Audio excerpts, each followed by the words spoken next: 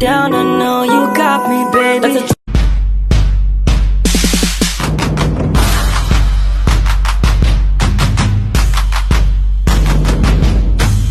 Efektivitas komunikasi antar budaya merujuk pada tingkat keberhasilan individu atau kelompok dari latar belakang budaya yang berbeda dalam bertukar informasi, ide, dan perasaan sedemikian rupa sehingga makna yang dimaksud dipahami dengan benar dan tujuan komunikasi tercapai.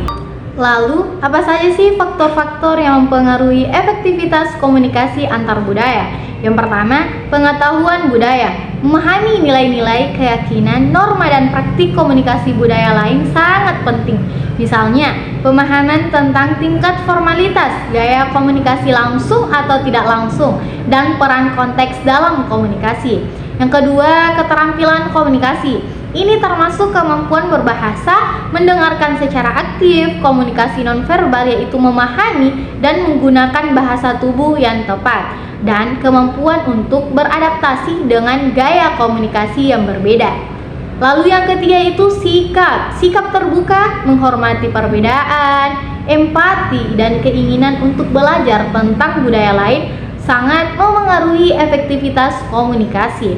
Yang keempat itu manajemen konflik antar budaya, kemampuan untuk mengelola dan menyelesaikan kesalahpahaman atau konflik yang mungkin timbul akibat perbedaan budaya secara konstruktif.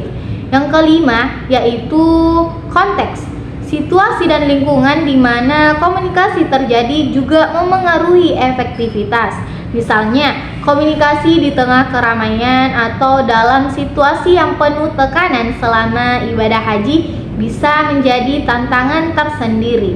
Lalu, apa sih efektivitas komunikasi antar budaya dalam studi kasus haji dan umroh? Dalam konteks haji dan umroh, efektivitas komunikasi antar budaya dapat diamati dalam berbagai interaksi. Yang pertama, antara jamaah dari negara berbeda. Bagaimana jamaah dari berbagai negara berinteraksi, berbagi pengalaman, dan membantu satu sama lain.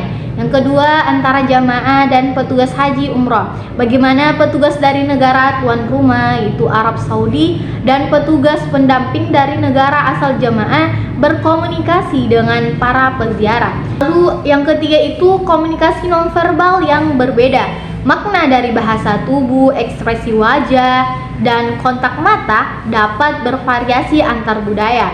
Yang keempat, stereotip dan prasangka. Persepsi negatif atau generalisasi tentang kelompok budaya lain dapat menghambat komunikasi yang efektif. Contoh studi kasus efektivitas komunikasi antar budaya dalam haji dan umroh yaitu studi tentang bagaimana jamaah haji Indonesia berkomunikasi dan berinteraksi dengan jamaah dari negara-negara Afrika selama wukuf di Arafah.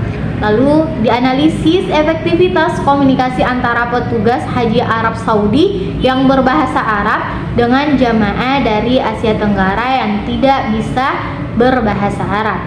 Lalu kita evaluasi penggunaan teknologi, misalnya aplikasi terjemahan dalam memfasilitasi komunikasi antar budaya selama ibadah umroh atau haji itu dilakukan.